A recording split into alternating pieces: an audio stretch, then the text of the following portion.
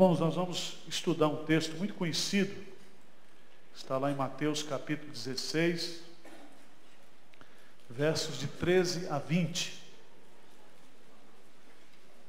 Mateus,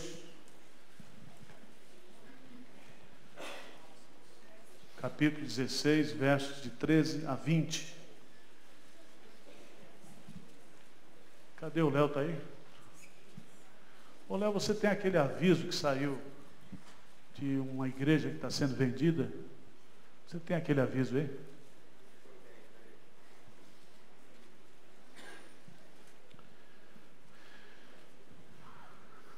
Vamos ler juntos?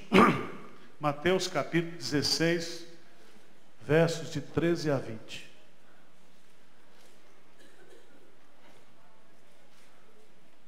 Graças a Deus desligaram o ar, né? Vocês estão em cima, vocês não sentem, não sabem o que eu passo aqui embaixo, né? Vamos ler juntos? Mateus 16, de 13 a 20. Vamos lá? Indo Jesus para os lados de Cesareia de Filipe, perguntou a seus discípulos: quem diz o povo ser o Filho do Homem? E eles responderam: uns dizem João Batista, outros Elias, e outros Jeremias, ou alguns dos profetas. Mas vós, continuou ele, quem dizeis que eu sou? Respondendo Simão Pedro, disse: tu és o Cristo, o Filho do Deus vivo. Então Jesus lhe afirmou: bem-aventurado és, Simão Bar-Jonas, porque não foi carne e sangue que tu revelaram, mas meu Pai que está nos céus. Também eu te digo que tu és Pedro, e sobre esta pedra edificarei a minha igreja, e as portas do inferno não prevalecerão contra ela. Dar-te-ei as chaves do reino dos céus. O que ligares na terra terá sido ligado nos céus, e o que desligares na terra terá sido desligado nos céus. Então advertiu os discípulos de que a ninguém dissesse ser ele Cristo. Amém. Senhor Deus, nós estamos diante desse texto tão importante, tão solene, que o Senhor fala sobre a sua igreja. E hoje, Senhor, quando nós olhamos para a realidade da tua igreja, nós nos entristecemos com o que estão fazendo com a tua igreja hoje. Mas que o teu Santo Espírito nos instrua aqui nessa manhã. Que o teu Santo Espírito ilumine a nossa mente, o nosso coração, para que nós possamos entender a tua palavra. Dá-nos o temor ao Senhor e dá-nos amor à tua igreja. Nós possamos amar o Senhor, amar a tua igreja como o Senhor a ama. E que nós possamos servir ao Senhor na tua igreja, zelar pela tua igreja, porque nós somos a tua igreja, Senhor. Abençoa-nos nessa manhã, nós te pedimos humildemente, em nome de Jesus. Amém. Amém. Tem aí, Léo? Semana passada o Léo me trouxe aqui um anúncio que saiu, né? Uma pessoa vendendo uma igreja com cerca de 300 pessoas, 300 fiéis, o templo, um aluguel de R$2.500, porteira fechada, como diz o pastor Hernandes, e já arrecadando R$4.500 por mês. Eu estava essa semana lá em Vitória da Conquista, na sexta-feira, fiquei sabendo de uma igreja que era pastoreada por uma pastora e um pastor. Eles tiveram um desentendimento, a pastora saiu, foi abrir outra igreja, e grande parte daquela igreja que eles serviam juntos, seguiram a pastora. E o pastor então ficou chateado, juntou-se com outro irmão lá e assassinou a pastora. Assassinou a pastora. Então, a pastora foi morta, o pastor está preso, e o assunto está do jeito que o diabo gosta. Porque até provar que eles não são pastores, etc. Então, irmãos, nós estamos vivendo um tempo muito complicado, quando o assunto se chama o quê? Igreja. Igreja. Nós estamos plantando igreja no interior e quando a gente vai nas imobiliárias alugar algum imóvel, o pessoal não quer mais alugar imóvel para a igreja. Ainda que a gente diga, não, mas nós somos diferentes. Falo, não, pastor, mas não dá. Nós já passamos por tanto sofrimento aqui e é uma coisa completamente difícil hoje. E eu queria então fazer uma reflexão nesse texto de Mateus capítulo 16, falar sobre a igreja de Jesus. A igreja que Jesus, ele está construindo, a igreja dele. Certo? Porque a igreja não é minha, a igreja não é sua. Aliás, nós somos a igreja de Cristo.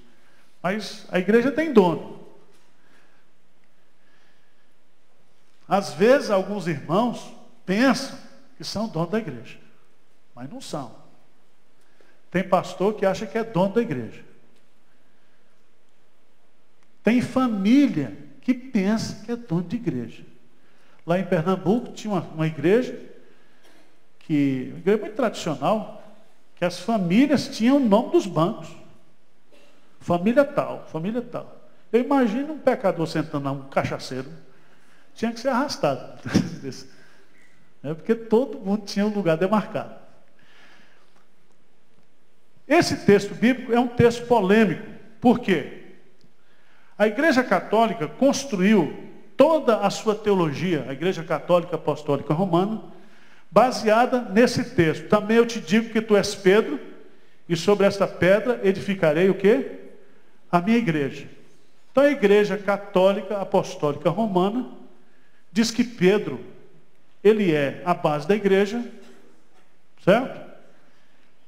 E aí, em cima de Pedro, ou da sucessão apostólica, a igreja, ela então construiu a sua teologia.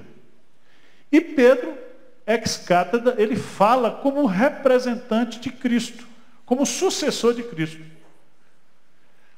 E a encíclica papal, ela tem força de escritura sagrada. Ele fala como se fosse o próprio Cristo. E vocês conhecem, né? Toda a teologia católica romana, toda a estrutura romana, né? Todo o império romano se fundamenta nesse texto. Os reformadores, os protestantes, eles dizem o contrário. Eles dizem justamente que a igreja não se fundamenta em Pedro, se fundamenta na confissão de Pedro. Tu és o Cristo, o Filho do Deus vivo. Então é nessa confissão. Então Cristo é que é a pedra angular. Alguém, para fazer parte da igreja, precisa ter a revelação de quem é Cristo. E é a partir dessa revelação, dessa conversão, que a pessoa passa a fazer parte da igreja. Mas Cristo é a pedra o quê? Angular. Aí vem os chamados dispensacionalistas. Os dispensacionalistas pegam esse texto de Mateus 16, 18 e diz assim: e sobre esta pedra edificarei. E pega esse verbo edificarei no futuro e diz o seguinte: então não existe igreja no Antigo Testamento. A igreja passa a existir a partir de Jesus. A partir do Pentecostes. Negando completamente aquele conceito reformado de que a igreja existe, é uma só, né? O conceito de Paulo, a igreja é uma só, no Antigo e no Novo Testamento. Eu quero chamar a sua atenção, porque a frase principal de todo esse texto, grifa aí na sua Bíblia, grifa aí na sua Bíblia, diz assim: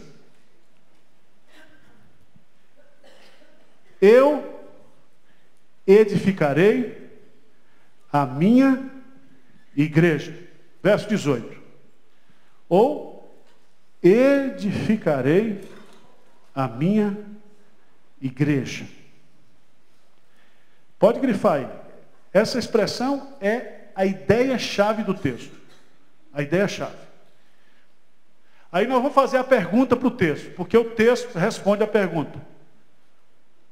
Qual é essa igreja que Cristo está edificando? Ou quais são as características ou as marcas desta igreja que Cristo está o quê? Edificando. Certo? Primeira resposta, vamos ver no texto. Vamos ver no texto. Ele diz assim: eu edificarei a minha igreja. Primeira marca da igreja de Jesus é a igreja que ele mesmo o quê? Constrói. Ninguém constrói a igreja. Quem constrói a igreja, quem é? É Jesus. A gente constrói templos, a gente constrói prédios, mas quem constrói a igreja é Jesus. Mas você diz, pastor, mas isso é óbvio. É óbvio, ululante, mas a turma hoje está achando que eu sou pastor do ministério tal. O cara acha que ele é dono da igreja. Certo? E sopa a cabeça, o sujeito começa a lavar dinheiro, como tem um pastor que está encrencado aí agora. Passou 250 mil na conta da igreja. E ele ganhou um passaporte diplomático, ele e a mulher dele. E eu quero ver como é que ele vai sair dessa. O sujeito começa a achar que ele está acima de qualquer suspeito. Ele acha que começa a fazer coisa. Então os pastores começam a se envolver com essas coisas. E aí começa a achar que ele é o tal. Você acha dono de igreja? Vamos ver como é que... Vamos abrir a Bíblia lá em Atos 2. Atos 2. Pegar só o livro de Atos para a gente andar rápido. Atos 2, 39. O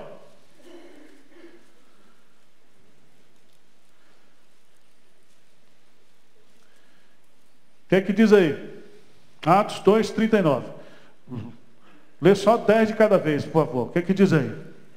Pois para vós outros é a promessa, para vossos filhos e para todos os que ainda estão longe, isto é, para quantos o Senhor, nosso Deus, chamar. Quem é que chama?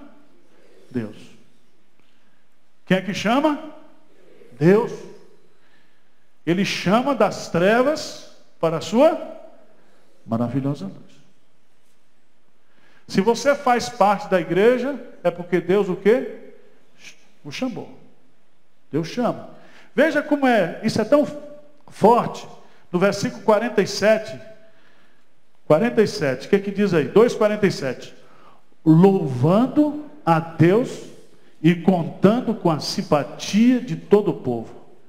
Enquanto isso, acrescentava-lhes o Senhor, dia a dia, os que iam sendo. Quem é que acrescentava? O Senhor. Ele acrescentava os que iam sendo o quê? E quem é que salva? O Senhor. Deu para entender como é que é o negócio? Eu estou tratando com vocês aqui de uma coisa que é muito óbvia, mas as pessoas estão esquecendo o óbvio hoje. Porque ser membro de igreja, fazer parte do ministério tal, ter o cartãozinho de membro, não significa que o sujeito está salvo, não significa que ele foi acrescentado pelo Senhor. Tá certo? Então, Jesus diz assim, eu edificarei o quê? A minha igreja. Quem constrói a minha igreja sou eu. Veja um texto que eu acho também muito interessante em Atos. Atos 5. Atos 5.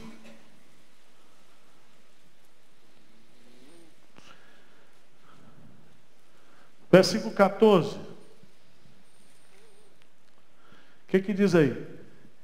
E crescia mais e mais a multidão de crentes, tanto homens como mulheres, agregados a quem? Ao Senhor. Não eram agregados à igreja, não eram agregados aos apóstolos, eram agregados ao Senhor. Vamos lá para Atos 14. Atos 14. Eu só estou pegando Atos.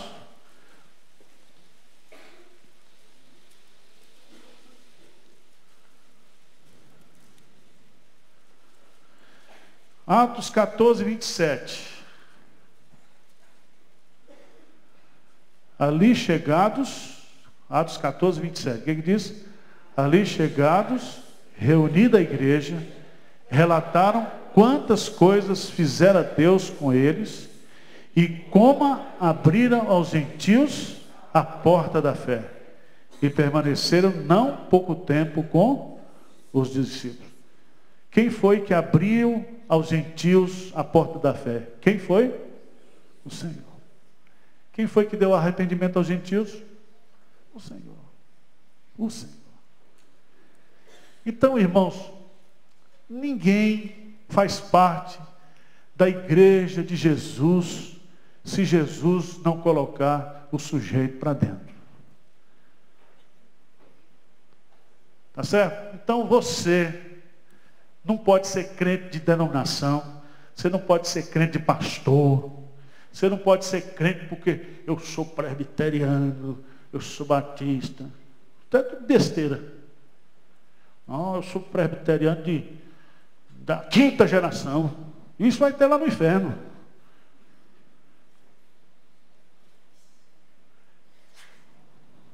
Você tem que ser crente em Jesus Cristo. Quem tem Jesus, tem a vida. Quem não tem Jesus, não tem a vida. Não tem a vida. Vocês entenderam o negócio, como é que é? Primeira marca da igreja que Jesus está edificando, qual é? É que ele está o quê? Edificando. Ele que está edificando. Segunda marca, vamos lá. Ele é que constrói a igreja dele. Veja o pronome possessivo. Minha. Vocês têm dificuldade de entender essa palavra minha? Em português, o que é minha? Professor de português aí, minha significa o quê? Pronome o quê? Possessivo. Minha. Minha igreja. Não é tua não, meu irmão. É de Jesus. Presta atenção. Vamos abrir lá em Atos 20, 28.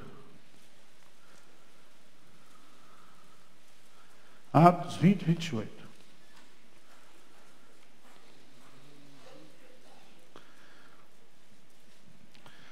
Paulo reúne os presbíteros.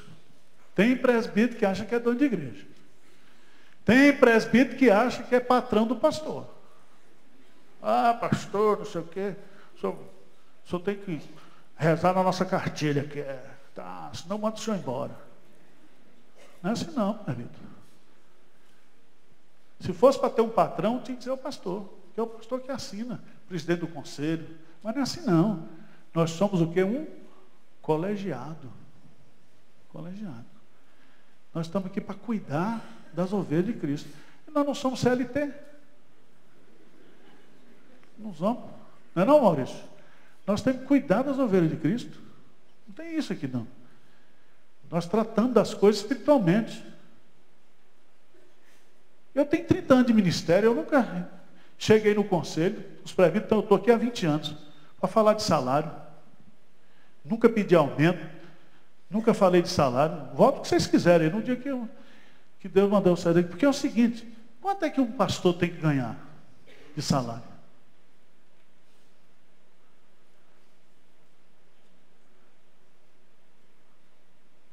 Vocês estão olhando para mim por quê?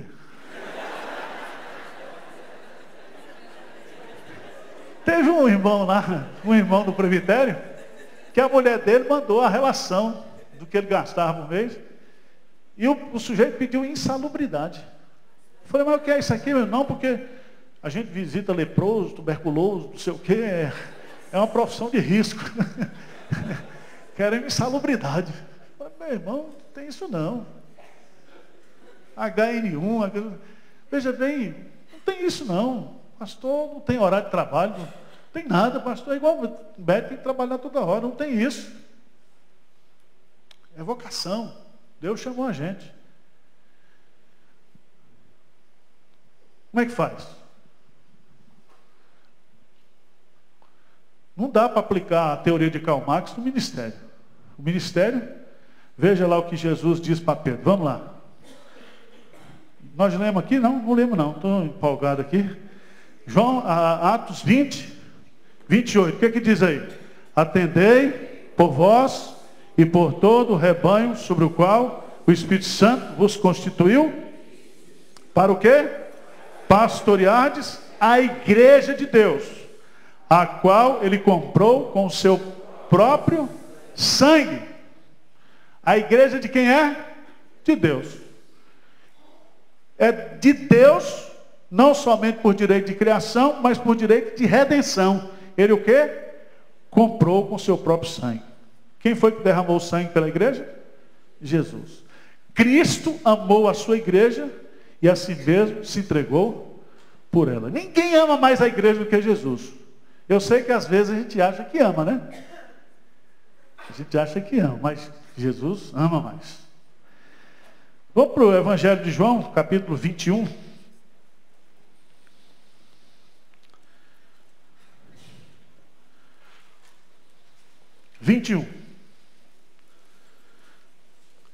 João 21.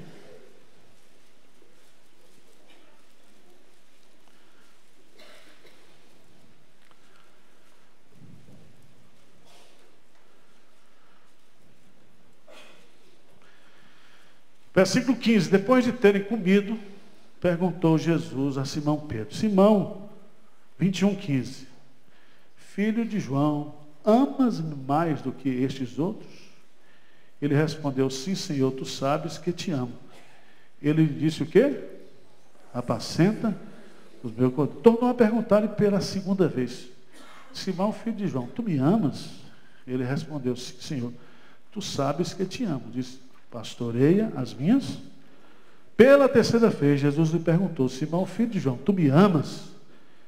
Pedro entristeceu-se por ele lhe ter dito pela terceira vez, tu me amas? E respondeu, Senhor, tu sabes todas as coisas, tu sabes que eu te amo.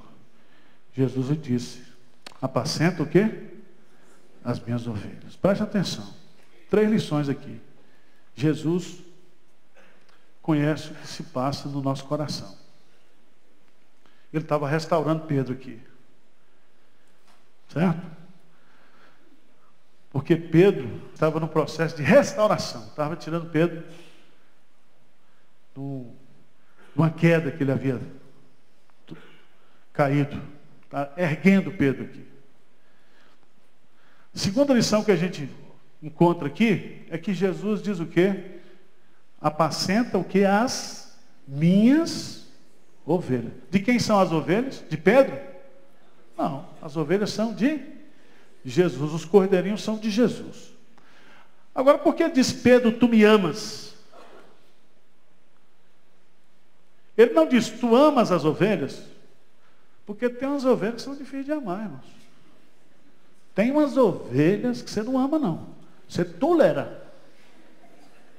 Você ama Jesus e diz, Senhor, por amor, Senhor, eu vou cuidar.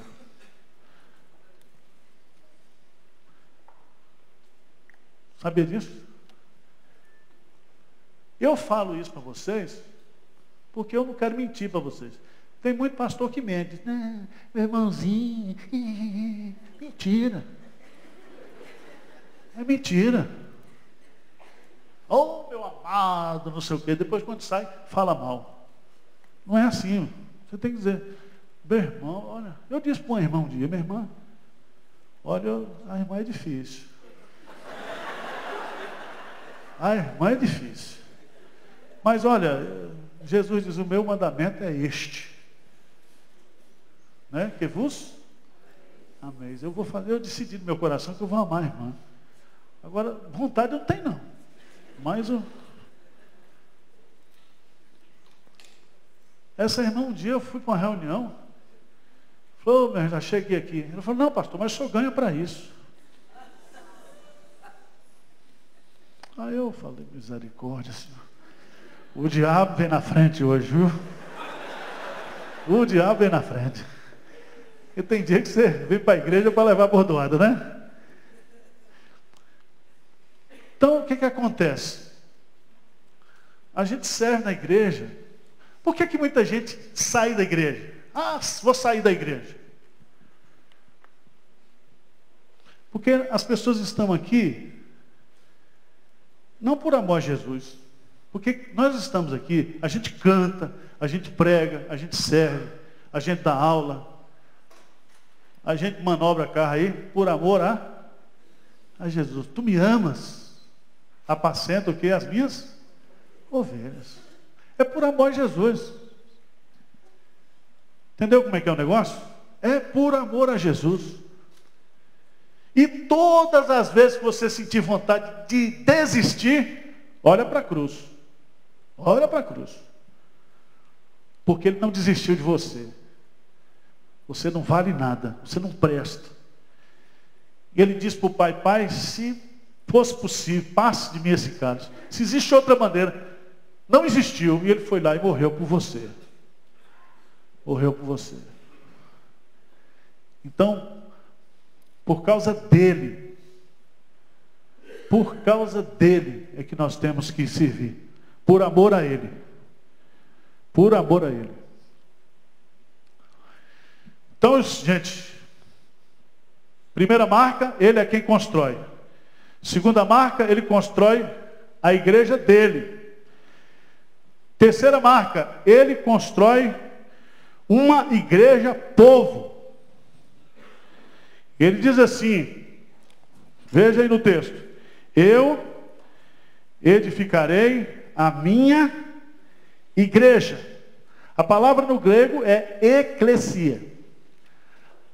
Primeira vez que aparece esse termo no Novo Testamento.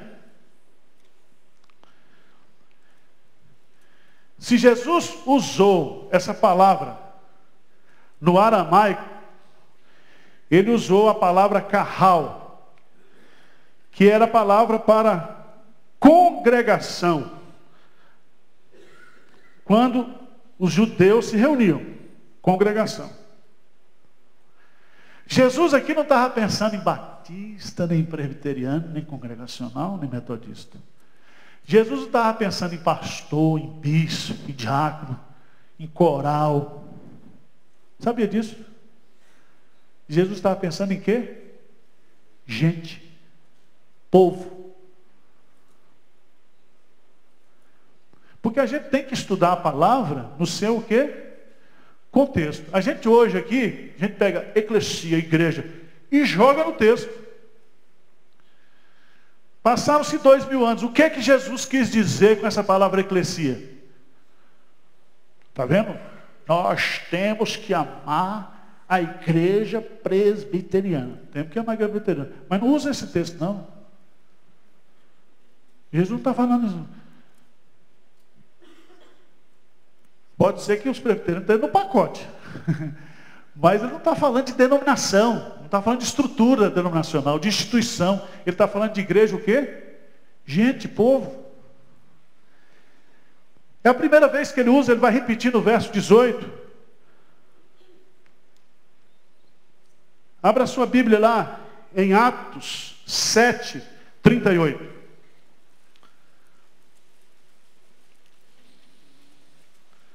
No sermão de Estevão.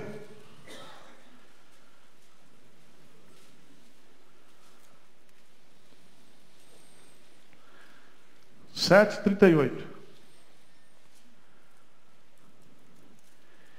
E este, lê comigo aí, e é este Moisés quem esteve na congregação no deserto com o anjo Monte Sinai, e com os nossos pais, o qual recebeu palavras vivas para nulas transmitir. Você grifa essa palavra aí.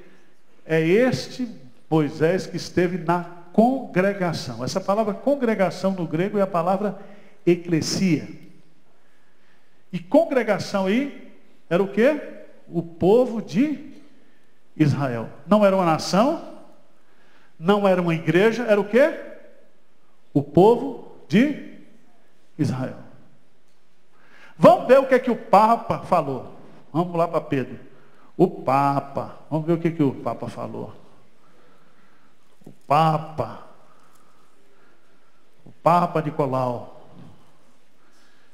1 de Pedro, capítulo 2.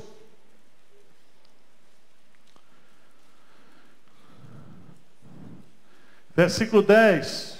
Só isso aqui, dá para você. 2:10, o que é que diz? Vós, sim, que antes não erais povo, mas agora sois povo de Deus, que não tinhais alcançado misericórdia, mas agora alcançaste misericórdia. Então, preste atenção. Igreja é o povo de Deus, o povo amado, o povo eleito, certo? O povo da aliança, o povo separado, o povo enviado, o povo sacerdotal. Aí você pode usar todos os termos que você quiser. Mas o conceito de igreja é povo. É tão forte isso. Veja lá em Hebreus, capítulo 12. Hebreus.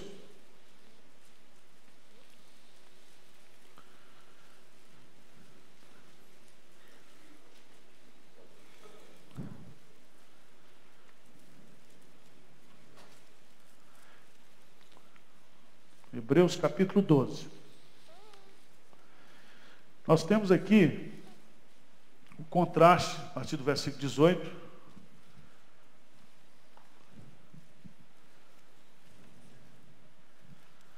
Versículo 23, 22 e 23. Mas tendo chegado ao Monte Sião e à cidade do Deus vivo, a Jerusalém celestial, e a incontáveis hostes de anjos, e a universal o quê?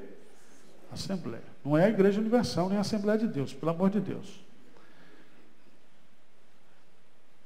Veja no versículo 23. A igreja dos primogênitos arrolados dos céus. E a Deus, o juiz de todos, e aos espíritos justos, o quê?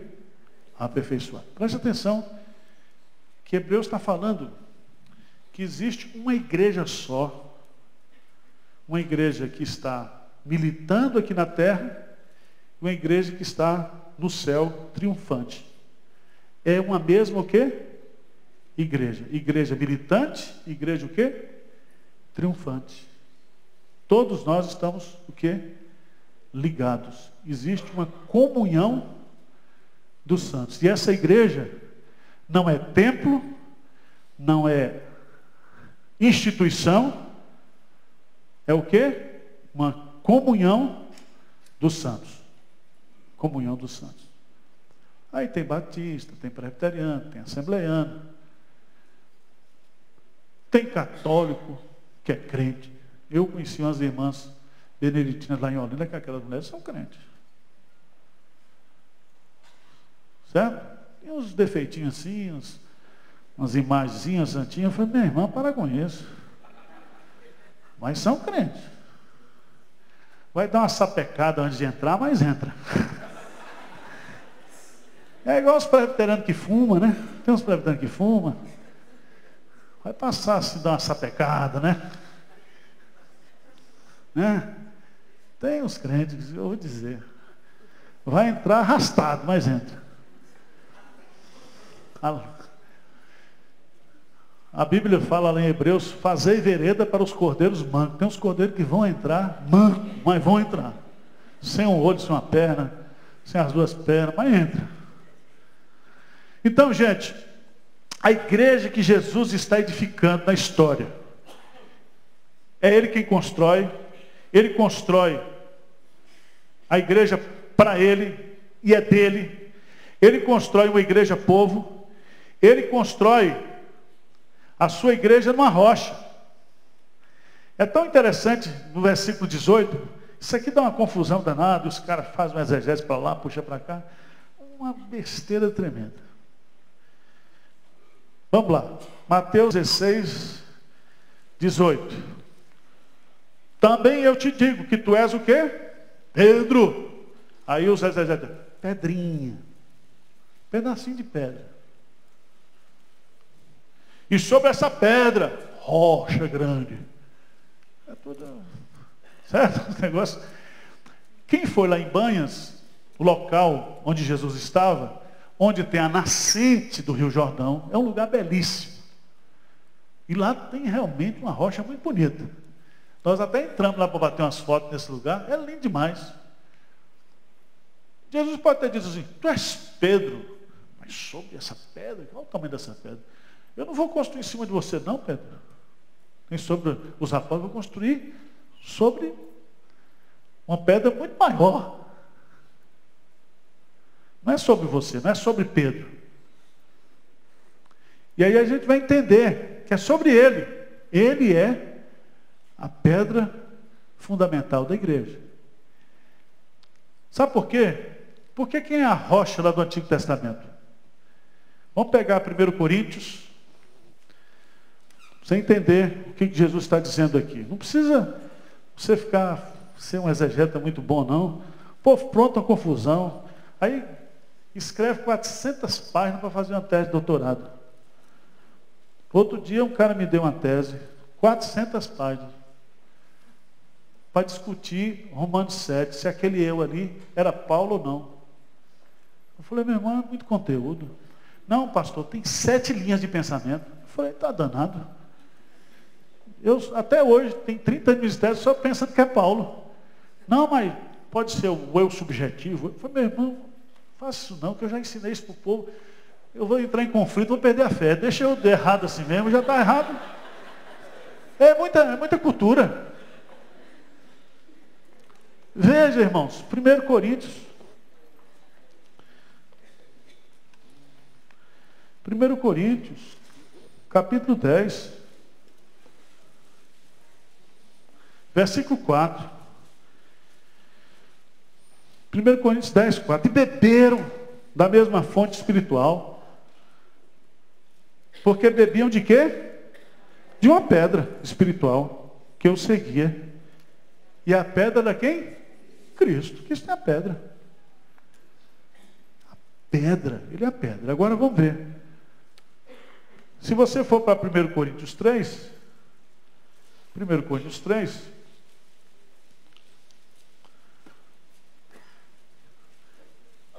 Né? 1 Coríntios 3, 11 diz assim, porque ninguém pode, 3:11, porque ninguém pode lançar outro fundamento, além do que foi posto, o qual é quem é? Jesus Cristo. Efésios capítulo 2, 22. Para a gente encerrar esse argumento aqui. Efésios 2, 22.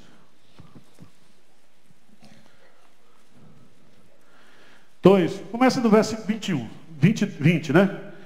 Edificados sobre o fundamento dos apóstolos e profetas, sendo ele mesmo, Cristo Jesus, a pedra o quê? Angular.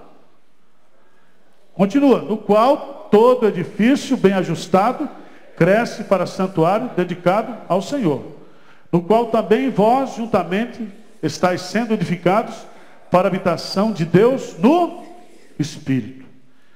Preste atenção que quando Jesus diz assim, tu és Pedro e sobre essa pedra edificarei a minha igreja, Pedro ali estava representando quem? Os apóstolos. Certo?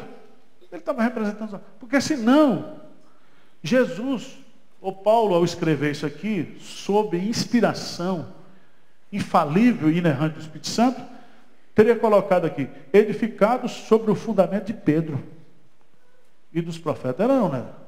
mas falou dos apóstolos.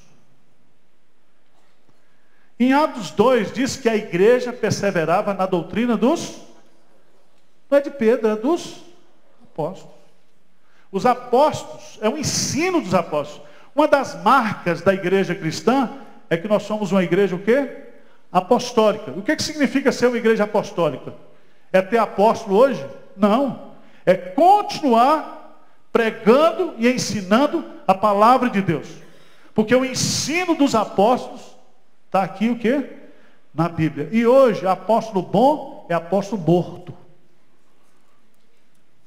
Ah, eu sou apóstolo, meu irmão, você não é não. O apóstolo bom já morreu. Era os caras lá, os 11. Teve um que não era bom não, morreu, suicidou-se. Mas os 11 lá que era bom, morreu. É só ler o livro do pastor Augusto de Godemos, que tem lá uma tese sobre essa questão. Tá certo? Então baixa a sua bola, esse negócio de que eu sou apóstolo, apóstolo onde tal, apóstolo não sei o quê. Para com isso, meu irmão. Nós somos servos. Porque o Filho do Homem não veio para ser servido, mas para servir e dar a sua vida. Seja servo, meu irmão. Para que você quer ser apóstolo? Jesus era diácono, servo. Então, gente, é o seguinte. Ele constrói sua igreja numa rocha, essa rocha é Cristo.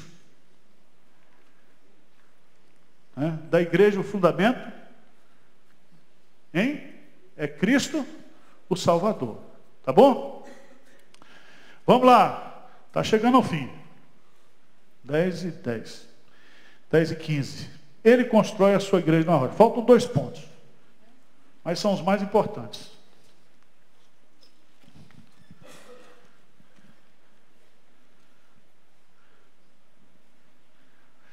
Ele constrói, versículo 18, uma igreja invencível. Invencível. O que diz aí? Mateus 16:18. O que diz aí? E as portas do inferno não prevalecerão contra ela. O que significa isso? Quando você lê isso, o inferno tem porta, gente? Quem é que tem a chave da porta do inferno? É o diabo ou é Jesus? Na sua teologia. Está lá em Apocalipse. Eu tenho a chave. Quem é que tem a chave do inferno, gente? Jesus, pelo amor de Deus. Não passa vergonha, não. Você acha que o inferno foi feito para o diabo? O diabo não quer ir para o inferno, gente. Você acha que o inferno é a casa de praia do diabo? É o juízo dele. Ele vai ser jogado lá. Tá certo? Ele, os sindicalistas. Tem umas classes aí. Esses falsos pastores aí. Esse pessoal todo vai para lá. Alguns políticos, vai todo mundo para lá. Jesus diz assim, aquela turma que diz que curava, né? Apartai-vos de mim, vós que praticais o que? A iniquidade. E os caras diziam, em teu nome nós fizemos, em teu nome. Os caras são 171, fazia tudo no nome de Jesus, mas sem a autoridade de Jesus e sem a procuração de Jesus. Esse é que é o problema. Fazer, todo mundo está fazendo aí. Agora precisa saber se tem autoridade. Se é com o poder de Jesus, se é com a procuração de Jesus. Certo? Então, as portas do inferno não prevalecerão contra o quê? A igreja. Irmãos, isso dá uma discussão. E vai para lá, e vai para cá. E o fulano diz uma coisa, e o fulano diz outra coisa.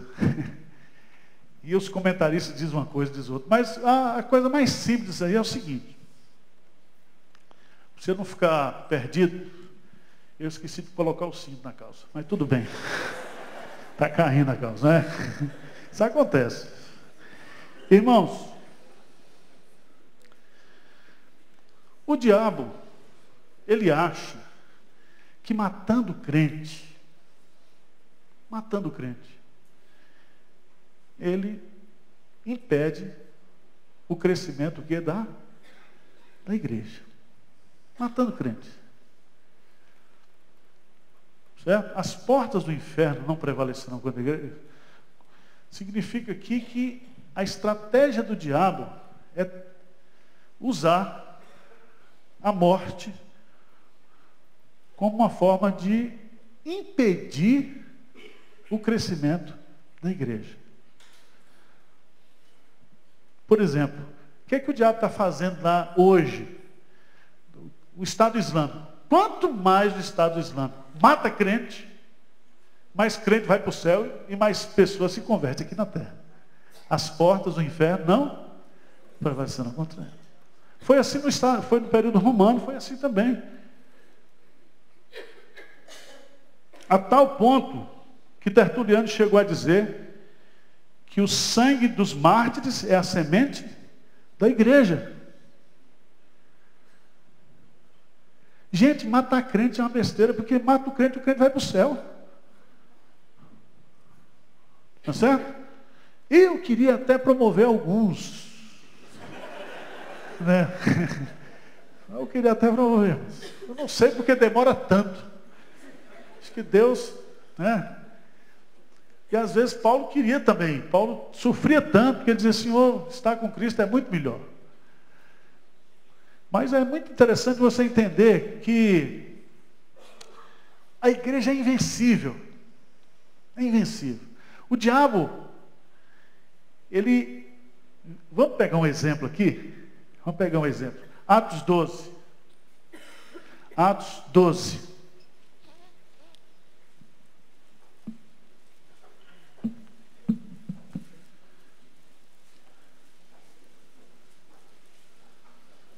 A igreja está crescendo.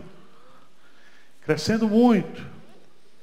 Em Atos 11, depois da perseguição, a perseguição, ao invés da igreja diminuir, todo mundo começou a pregar o evangelho. Surgiu a igreja de Antioquia.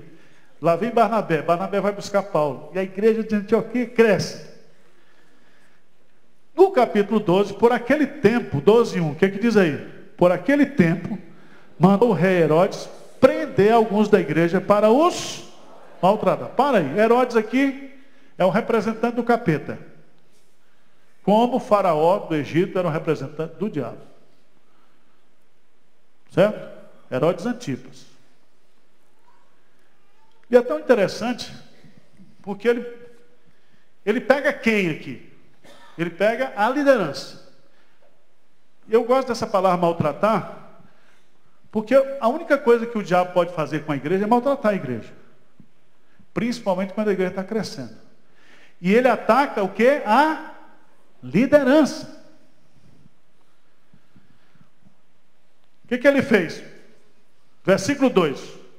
Fazendo passar fio de espada a Tiago, irmão de João. Esse aqui foi aquele que a mãe foi lá pedir para Jesus. Ela pediu, eu quero que esse seja da casa civil, esse do planejamento, né? Aí Jesus falou, minha filha, você não sabe o que você está pedindo. E aí ele teve o privilégio de morrer por Jesus. Prenderam Pedro. Versículo 5. Pedro, pois, vem comigo, 5, o que diz? Pedro, pois, estava guardado no cárcere, mas havia oração incessante a Deus por parte da igreja a favor dele. Aí o que acontece quando a igreja ora a favor da sua liderança? Aí o Deus dá ordem ao anjo. Quem é que dá ordem para anjo? Deus. Quem é que manda nos exércitos celestiais? Deus. Presta atenção, você não seja tonto, não fica dando ordem para anjo aí não, que anjo não lhe obedece. Tá certo? Tem uns cânticos aí pentecostais, o anjo está na igreja. Sentiu rufar das asas. Deixa de ser tonto. Os anjos, Salmo 91, ele dará ordem aos anjos a teu respeito. Quem manda nos anjos? Não adianta você dar ordem para os anjos, não vai adiantar. Os anjos fazem parte do exército de Deus. Aí Deus manda o anjo, libera Pedro.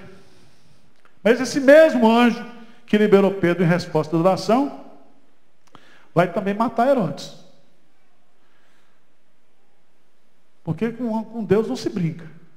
Veja lá no final do capítulo 12. Em dia designado, versículo 21, Herodes, vestido de traje real, assentado no trono, dirigiu-lhes a palavra. E o povo clamava: é voz de um Deus e não de homem. No mesmo instante, um anjo do Senhor o feriu, por ele não haver dado glória a Deus. E comido de vermes expirou. Lê comigo o versículo 24. Entretanto, a palavra do Senhor crescia e se multiplicava. Entretanto, porém, contudo, a palavra de Deus o quê? Ninguém detém, é obra santa. Ninguém detém. A palavra de Deus não está o quê? Algemada. Ela faz o que Deus quer. Encerrando, irmãos, em sexto lugar, ele constrói uma igreja com autoridade e poder. Eu gosto desse negócio aqui, que é maravilhoso esse texto. A turma faz uma confusão com isso, mas é um negócio tão simples. Versículo 19. Dar-te-ei as chaves do reino dos céus. O que ligares na terra terá sido ligado no céu. O que desligares na terra terá sido desligado no céu. Então advertiu os discípulos de que a ninguém dissesse ser ele o Cristo. Versículo 19. Dar-te-ei as chaves do reino dos céus. O que ligares na terra terá sido ligado no céu. O que desligares na terra terá sido ligado no céu. O que é que significa isso? Deus nos deu autoridade para abrir e fechar as portas dos céus. Você se lembra que o prefeito, quando vai começar o carnaval, dá a chave da cidade para o rei Momo? Para o diabo reinar à vontade? Pelo menos era assim lá em Olinda. Não sei como é que é aqui. Jesus diz assim: dar-te-ei a chave. Não foi para Pedro, não. Pedro estava representando quem? Os apóstolos. E a grande pergunta: o que é a chave, né? Quem está com a chave do carro aí? Não deixou lá no pneu. Quando você tem a chave do carro, você tem autoridade, só você liga o carro. Ah, não é isso? Põe lá e... Quando você tem a chave, você se acha o tal, né? É autoridade. O que significa isso? O que é essa chave? A turma discute para lá, e vai naquela confusão tremenda. O que é a chave? Para abrir a porta do céu? Aí Lutero diz assim: gente, por brigando, Lutero falou assim: é a palavra de Deus, pregação da palavra. Aí Calvino disse: gostei, Lutero, estou contigo. Calvino aceitou Lutero. E eu, que não sou besta, estou pongado nos caras também. Eu fui lendo. Eu sou doido? Tá certo? Por que isso? Vamos ver. Atos dos Apóstolos, capítulo 2. O Espírito Santo vem. Vamos lá, só para você ver. Atos 2. Rapaz.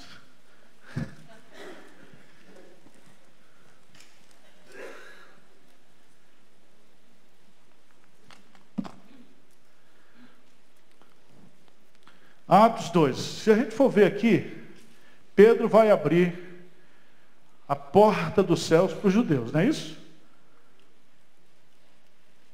Atos 2, eu gosto demais disso aqui. 37, ouvindo eles essas coisas, 2:37, ouvindo eles essas coisas, compungiu-se-lhes o coração e perguntaram, Pedro e os demais apóstolos: que faremos, irmãos? Perguntou a Pedro e a quem mais? Quem é que tem a chave? Pedro e os... Que faremos, irmãos? Respondeu Pedro: arrependei-vos cada um de vós, seja batizado em nome de Jesus Cristo, para a remissão dos vossos pecados, e recebereis o dom do Espírito Santo. Pois para vós outros é a promessa para o vosso filho, para todos quantos o Senhor, eles estão longe disso, para quantos o Senhor, nosso Deus, o quê?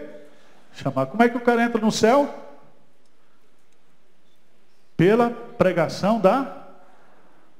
Então a palavra é a tranca. Essa tranca aqui, ó. Você baixa a palavra, prega a palavra, o cara entra para o céu. Se o cara não ouvir a palavra, não aceitar a palavra, ele não entra no céu. Deu para entender como é que é aí? É desse jeito. Qual é a chave que nos põe no céu? A palavra. Você tem a palavra, eu tenho, você tem, todo crente tem. Meu amigo quer entrar no céu? Vem cá, meu filho, eu tenho a chave aqui. Olha, a fé vem pelo ouvir, e ouvir o quê? Palavra de Deus. Então, aqui Pedro já abre para os judeus. Vai para Atos 8. Ele vai abrir para os samaritanos. Lembra disso? Que não, esse negócio de só para judeu, o evangelho é só para judeu. Aí vem o evangelho para os samaritanos.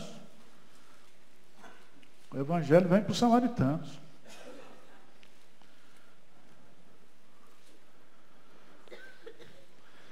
Filipe prega lá em Samaria.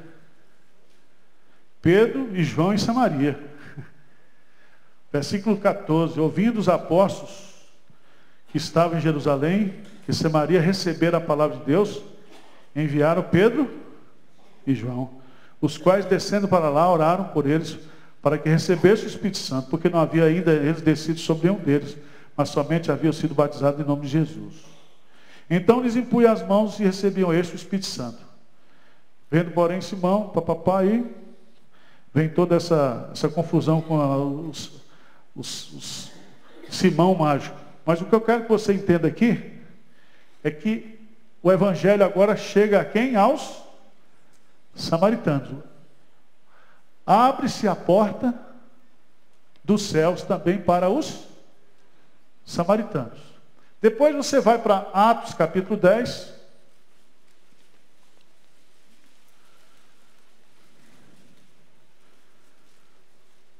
É a centurião, Cornélio, não é isso? Quem é que foi que pregou? Quem foi que pregou? Pedro. Pedro foi mandado lá. Ele não queria. Ele não queria. Ele não queria. Mas, enquanto ele pregava, Deus fez cair sobre os ouvintes o Espírito Santo. E eles, versículo 48, né? Versículo 47. Porventura pode alguém recusar água para que não sejam batizados estes que, assim como nós, receberam o Espírito Santo? E ordenou que fossem batizados em nome de Jesus Cristo. Então lhe pediram que permanecesse com eles por alguns dias. Veja no versículo 18 do capítulo 11, grife aí. 11, 18, o que diz? E ouvindo eles essas coisas, apaziguaram-se e glorificaram a Deus, dizendo: logo também aos gentios foi por Deus concedido o arrependimento para a vida. Para a vida. Você lembra que Jesus um dia falou para os fariseus que eles nem entravam no reino, nem deixavam o quê? Ninguém entrar, porque eles o quê? Não pregavam a palavra, eles pregavam o quê? A tradição. A tradição. Então, meu amigo, nós temos a chave. A chave é a pregação da palavra. Agora, e esse negócio de ligar e desligar? Tem alguma coisa a ver com a Eletropaulo? Hein? Ligar e desligar. Fui estudar esse negócio também, que esse negócio é internacional. Aí, gente, não tem jeito. Você vai para o canto, vai para a gente.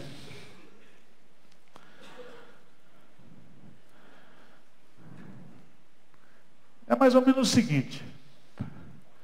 Você prega o evangelho para alguém e você diz para o cara assim: ó, meu amigo, a Bíblia está dizendo que se você crer e se você se arrepender, Deus vai libertar você de toda a escravidão do pecado, do poder de Satanás. Vai desligar você do poder das trevas e vai ligar você do poder o quê? Da luz. Desliga aqui e liga lá em cima. Deu para entender? Não é simples. Você quer mais difícil do que isso? Significa o seguinte: você tem autoridade, ao pregar a palavra, usando a Bíblia, dizer para o cara: os teus pecados estão perdoados e você tem o quê? A vida eterna. Deus está dizendo isso para você. Lembra do Ministério da Reconciliação? Paulo diz assim: em nome de Jesus, eu vos peço que vos reconcilieis com Deus. Você pode dizer isso. Se você disser isso aqui, Deus o quê? Dá o ok lá de cima. A turma fica pegando isso, muitos usam isso para oração, mas aqui está sendo usado para a pregação do Evangelho. Vamos ver isso lá em João, capítulo 20. Só Deus tem o poder para perdoar pecados. Você sabe disso, não é isso? Só Deus perdoa pecados.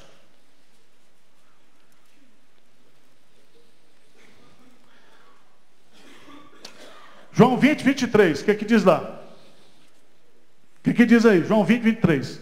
Se de alguns perdoardes os pecados, são-lhe perdoados. Se lhe restiverdes, são... É você que faz isso? Você não é Deus. O que ele está dizendo aí é o seguinte: o que ligares na terra, o que desligares na terra, será ligado no céu. O que ele está colocando aqui é que nós, no poder da palavra, nós podemos declarar, temos autoridade espiritual dada por Deus para declarar o perdão de pecado à luz da pregação da palavra. Certo? Os teus pecados estão perdoados. Lembra do carcereiro? O que deve fazer para ser salvo? Crê no Senhor Jesus Cristo, será salvo tu e a tua. Ele creu e ele foi batizado e toda a sua casa foi salva. Tá certo? Você desligou o cara do pecado, ele foi desligado aqui, foi ligado lá em cima. Ele agora tem comunhão o quê? Com Deus. Com Deus. É desse jeito, irmãos. Eu estou falando aqui de uma forma simples, para vocês entenderem, porque senão a gente fica doidinho. Tá certo? Aí fica lendo os comentaristas. Carson diz: a chave do reino é a oferta do Evangelho. A oferta do Evangelho. Jesus também prometeu ratificar no céu as nossas decisões aqui na terra. Você diz aqui na terra, você está perdoado, baseado na palavra de Deus. Deus diz lá no céu: amém. Amém. Deu para entender como é que é? Nós somos embaixadores de Cristo, como se Ele rogasse através de nós. Tá bom para você ou você quer mais? Toda a autoridade me foi dada no céu e na terra. Portanto, ide, fazei discípulos de todas as nações. As nações. Agora, irmãos, a igreja que Jesus edifica, Ele edifica a minha igreja, Ele não edifica, é Ele quem constrói, Ele constrói a igreja dele, Ele constrói uma igreja povo, Ele constrói a sua igreja numa rocha, que é Ele constrói uma igreja invencível, Ele constrói uma igreja com autoridade e poder. O poder da igreja não é político, não é institucional. O poder da igreja é espiritual. Espiritual. Alguma dúvida? 10h35. Alguma pergunta? O Felipe responde. Alguma dúvida aí?